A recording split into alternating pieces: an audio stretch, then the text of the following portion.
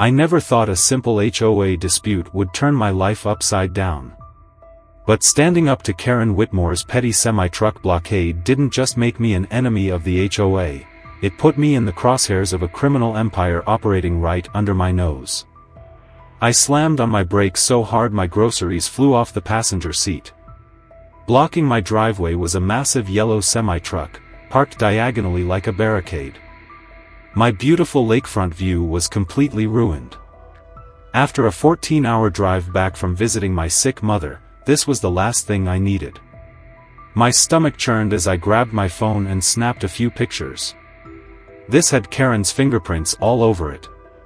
And sure enough, there she was, strutting toward me in a crisp white blouse, bright red lipstick perfectly applied, clipboard in hand.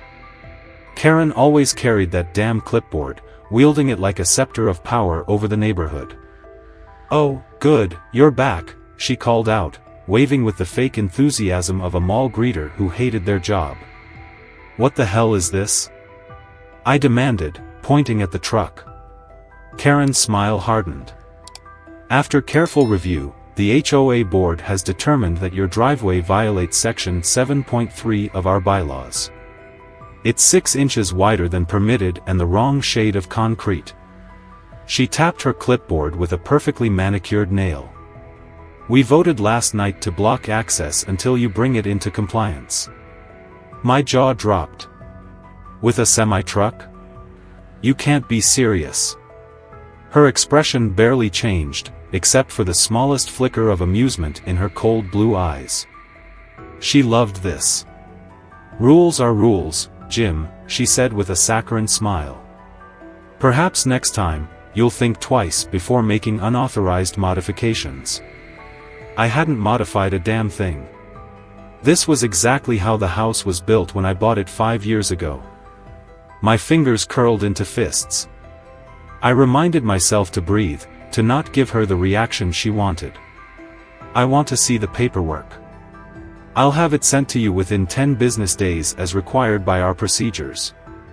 She smiled sweetly, knowing full well I was trapped. The street was half a mile away, and I had a trunk full of groceries in the sweltering heat. "Not my problem," she said with a shrug. "Maybe next time, you'll think twice before rejecting reasonable HOA proposals." And there it was, the real reason.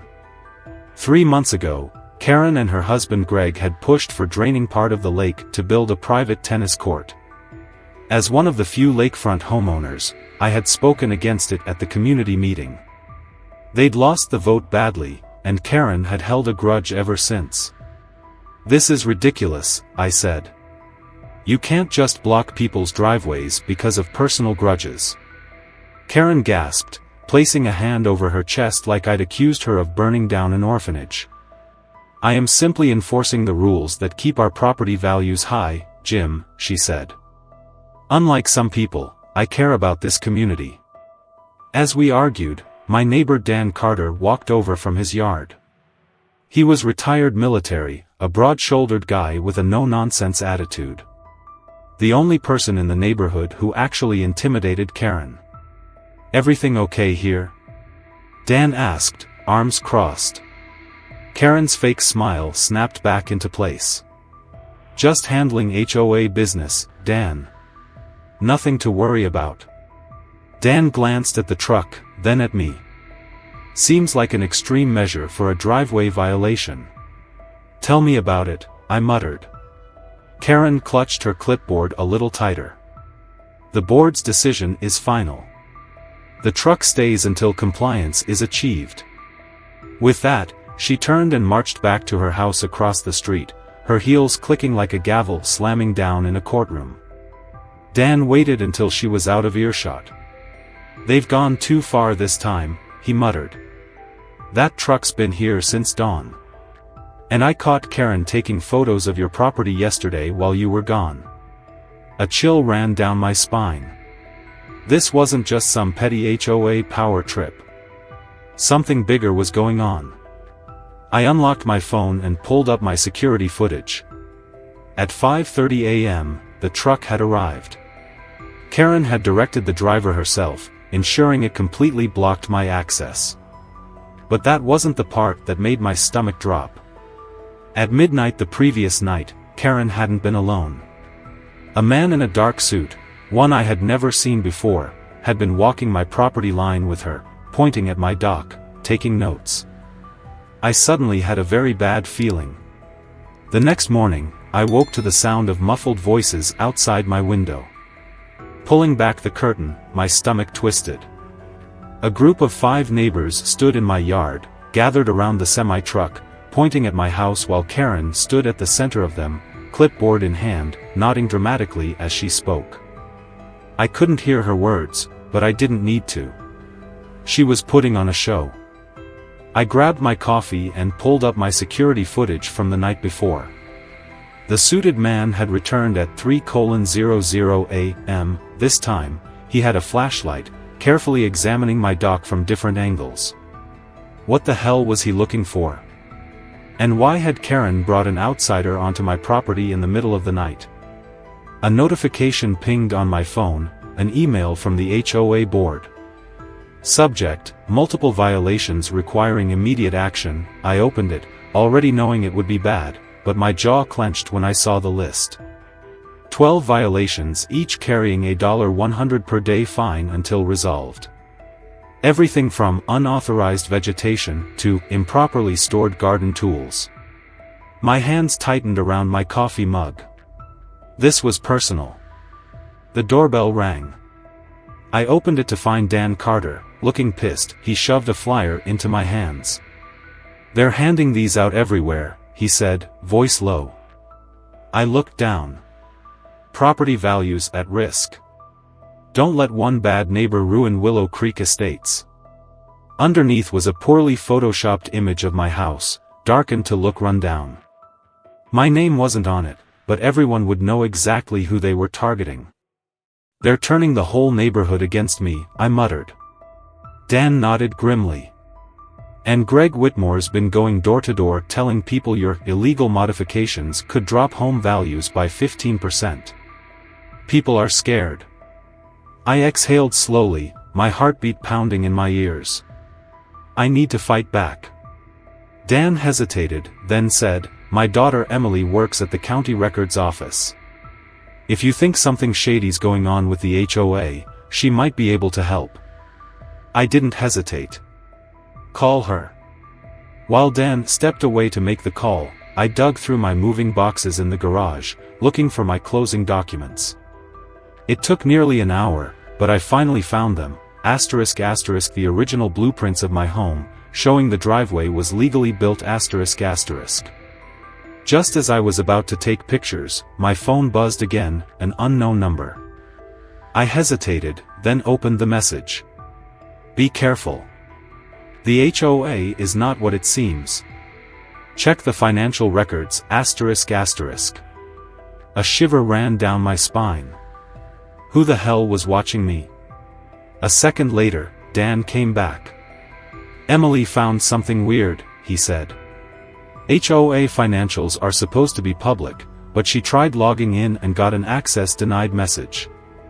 The system says the records are temporarily unavailable. I frowned. "That's convenient. She's going to try another way," Dan said, lowering his voice. "But she says if they're blocking access, they're hiding something big." Before I could respond, my phone rang. My boss. "Hey, Jim," he said, voice uneasy. "I just got an email about you, from someone named Karen Whitmore." My blood ran cold. "She says you're involved in a serious HOA dispute, and that you might be unstable. She's suggesting we reconsider your client accounts." I gripped the edge of the counter, my breath coming in shallow. "She contacted my work?" "I'm not taking her seriously," my boss assured me. "But, this is weird, man. You okay?" I forced my voice steady. "I will be." After hanging up, I stormed outside, heading straight for the community mailboxes, where Karen picked up her mail every morning at 10 a.m. sharp. Sure enough, she was there, flanked by Lisa Henderson and Todd Miller, 2 of her most loyal lapdogs. "Karen, we need to talk," I said firmly. She turned, smiling sweetly. "Oh, Jim. Lovely morning, isn't it? You contacted my employer?" She gave a dramatic sigh, glancing at Lisa and Todd as if asking for their sympathy. I was just concerned. Unstable home situations often reflect unstable work performance. Lisa nodded solemnly. "We're all worried about you, Jim. This was a setup, a public humiliation attempt." I stepped closer. "This is harassment. I want that truck gone today." Karen's smile disappeared. She leaned in, her voice low. Asterisk asterisk back down now, or we'll make sure you can't access the lake at all, asterisk asterisk. "Are you threatening me?" I asked loudly. Karen turned to her friends. "See what we're dealing with?" Todd scoffed. "Just fix your violations, Jim. It's not that hard to follow rules." I clenched my fists. I'd had enough. If Karen wanted a war, I was going to fight back. That afternoon, I called 3 different lawyers. None could see me until next week. Meanwhile, neighbors were walking past my house, phones in hand, taking pictures. By dinner time, someone had even planted "Community Watch" signs on my lawn. Karen was isolating me, turning the entire neighborhood against me until I had no choice but to move. Then I remembered, Emily had access to county records. I called Dan. "Can Emily pull the HOA's financial records?" Dan was quiet for a moment. "She can try. Tell her to do it," I said. I think I just figured out what Karen is really hiding. By the next morning, Karen had escalated her campaign against me. I stepped outside to grab my newspaper and found a printed HOA newsletter stuffed into my mailbox. The front page featured a full-page section about me. "Keeping Willow Creek Estate Safe, the truth about problem homeowners." Beneath the title was a heavily edited security camera image of me from the night before, where I'd been arguing with Karen near the mailboxes. The way they'd cropped it, it looked like I was aggressively towering over her, my face contorted mid-sentence. The article painted me as a reckless rule-breaker, someone who had repeatedly ignored community standards, who was creating safety concerns for his neighbors. It ended with a call to action. Asterisk, if you see any suspicious activity at 122 Lakeview Drive, please report it to the HOA immediately. We must protect our property values at all costs. Asterisk. My stomach turned. They were turning my own neighborhood into a surveillance state against me. Dan arrived a few minutes later, his face red with anger as he held up the same newsletter. "This is slander, Jim. They're making you look like a damn criminal." "I know," I muttered, gripping the paper tightly. "And they're just getting started." He exhaled sharply. Emily managed to access some of the HOA's restricted financials. She said she found massive, unexplained payments to a company called Lake Management Services. That's the same name I saw on my security footage. My pulse quickened. The guy in the suit, Rick Calloway. He's connected to it, isn't he? Dan nodded. Emily ran a deeper search. The company is owned by Calloway, with Karen and Greg Whitmore listed as board members. It's a shell company, Jim. They're paying themselves with HOA funds. I ran a hand through my hair, my heart pounding. This is fraud. We have to go public with this. Dan hesitated. Emily wants to dig a little deeper first. Before he could finish, my phone buzzed. A blocked number. I answered. "Hello?" A cold, distorted voice came through the line. "Drop it, Jim. Or you'll regret it." The call ended. My hands shook as I stared at the screen. Dan grabbed my phone. "That wasn't Karen." "No," I said. "That was someone worse." That night, I barely slept. I double-checked my security cameras, watching every flicker of movement. At 2:41 a.m., headlights flashed down the street. A black SUV rolled slowly past my house, then parked a few houses down. Someone was watching me. The next morning, I woke up to sirens outside my window. I rushed to the door just as two police officers stepped onto my porch. "Mr. Parker?" one of them asked. I nodded. "Yeah, that's me. We received a report of harassment and threats against an HOA board member." My stomach dropped. "You've got to be kidding me." One of the officers checked his notepad. "Karen Whitmore claims you've been verbally aggressive, that you've been stalking her, and that she feels unsafe in her own home." I let out a bitter laugh. "She called the cops on me?" She also provided a sworn statement from two witnesses, Lisa Henderson and Todd Miller, confirming the incidents. Of course. Her inner circle. I was done playing defense. "I have security cameras all over my house," I said firmly. "They'll prove I haven't done anything." The officer nodded. "That's good. But until we investigate, we're issuing a temporary no-contact order. A restraining order." I stepped back, my hands clenching at my sides. That meant I couldn't attend HOA meetings, I couldn't be there when they voted on new measures to fine me further, restrict my lake access, or worse, foreclose my home. Karen had found a way to silence me. I watched as the officers drove away, my blood boiling. Before I could process my next move, Dan called. "Jim," he said urgently. ***CPS just showed up at Emily's house****. My breath caught in my throat. What? Someone filed an anonymous report claiming she was neglecting her son. I squeezed my eyes shut. Karen. Dan's voice was shaking with rage. This is beyond a power trip now. She's trying to ruin people's lives. My jaw clenched. Then it's time we ruin hers.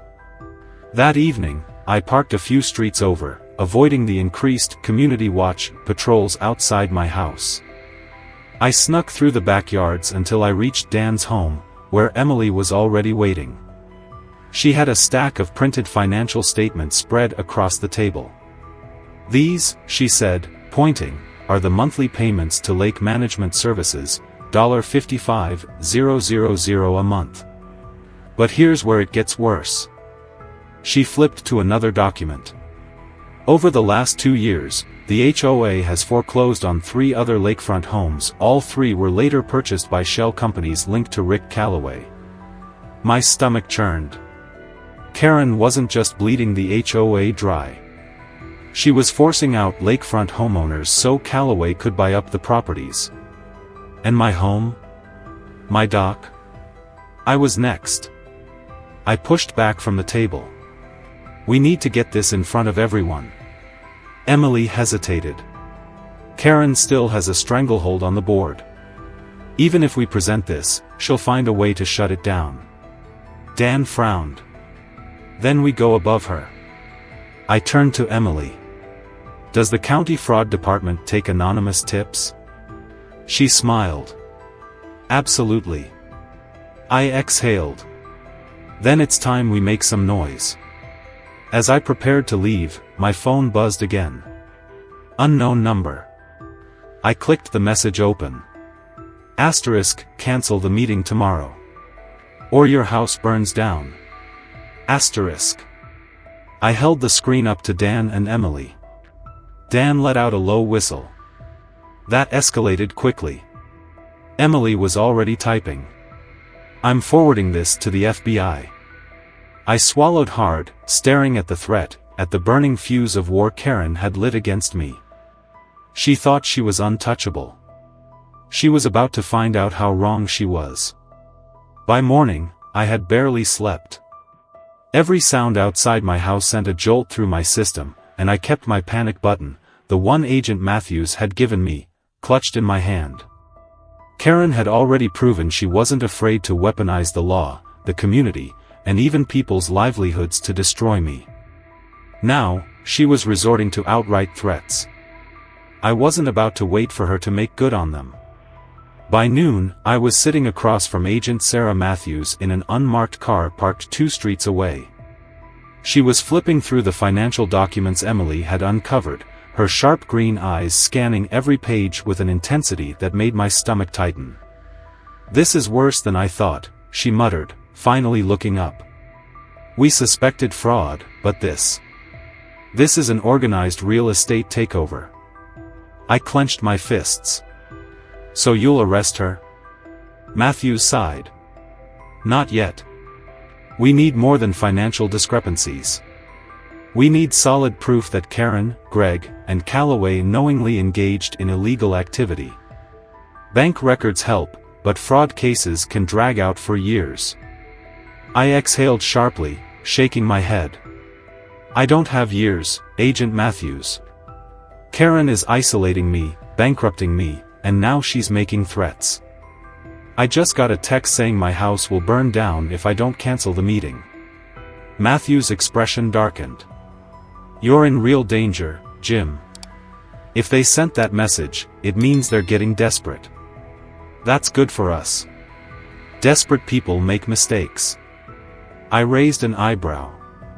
"That's not exactly comforting." She smirked. "I didn't say it would be."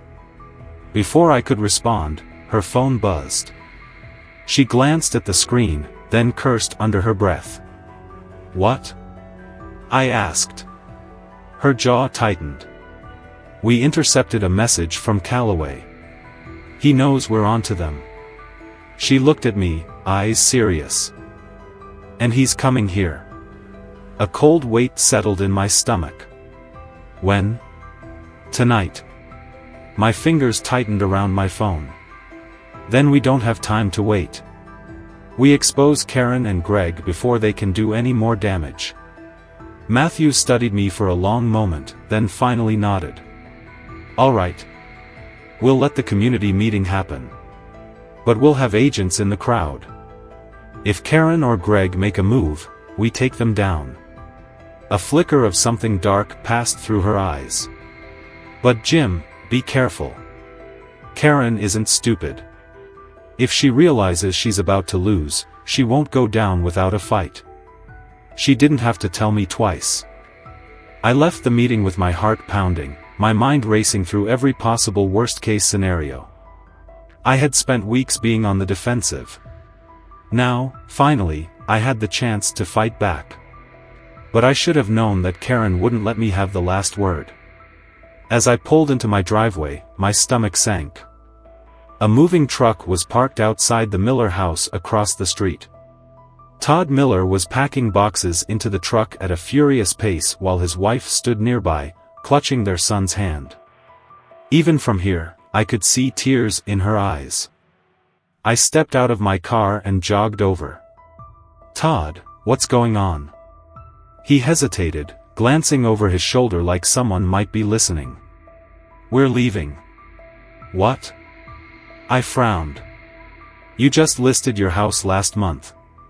"We're not selling," he said quietly. "We're just leaving." I glanced at his wife, who looked away, biting her lip. It hit me all at once. "Karen got to you, didn't she?" Todd exhaled shakily. "Last night, someone smashed our windows. They left a note." He pulled out his phone and showed me a picture. It was a piece of paper taped to their front door. 4 words, written in jagged marker. "You're next. Get out." A slow burn of rage ignited in my chest. Karen was escalating. She wasn't just coming for me anymore, she was driving out anyone who helped me. Todd swallowed hard. "We have kids, Jim. We can't risk it." I opened my mouth to argue, to tell him that giving in was exactly what Karen wanted. But the look in his eyes stopped me. He was terrified. And suddenly, I understood. This wasn't just about money or power anymore. Karen was playing a long game, one where she eliminated any opposition, one homeowner at a time.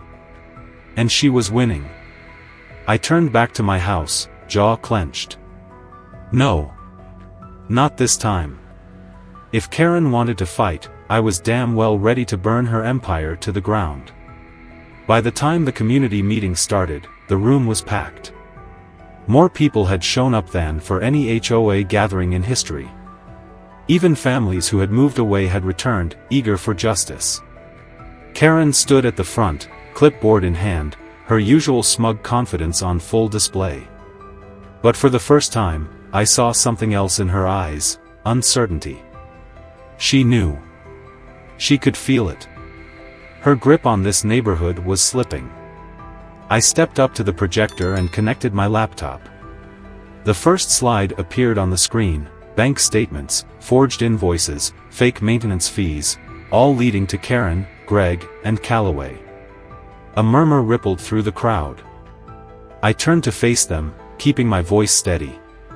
For 5 years, we've been paying some of the highest HOA fees in the county. We were told the money was for community improvements, but the reality? It was funding offshore accounts, private lake houses, and real estate scams. Gasps filled the room. I clicked again. A new slide appeared: 3 foreclosed homes, all purchased by shell companies linked to Rick Calloway. They weren't just stealing our money. They were forcing people out, one by one. Karen slammed her clipboard onto the table. This is ridiculous. Slander. Lies. I cut her off. Then explain this. I hit play on a video recording from my security cameras.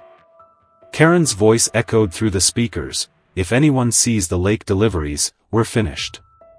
The room erupted. Neighbors who had once supported her turned on her in an instant. That was when the lights cut out. For a split second, there was only silence. Then, the roar of a diesel engine.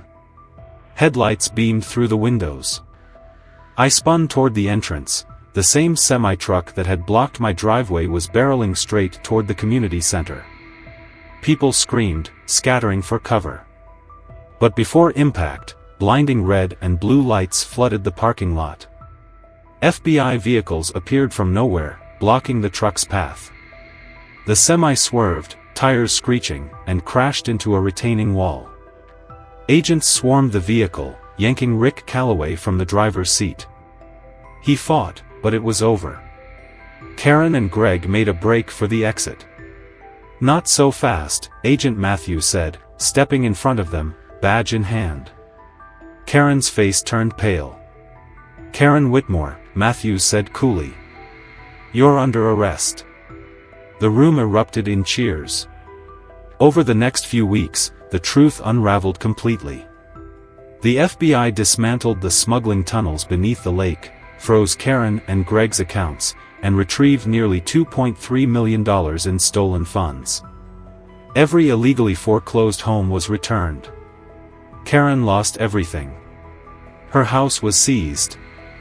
The same neighbors who once worshipped her now refused to even say her name.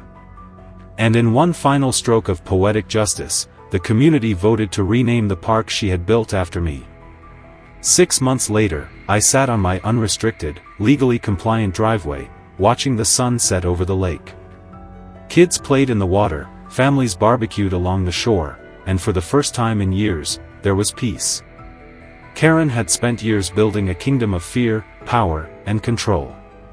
In the end, all it took to destroy her was one homeowner refusing to back down. And to think, it all started over 6 inches of concrete. Have you ever felt powerless against HOA, or Karen, rules? Share your experiences below. Let's see who had it worse.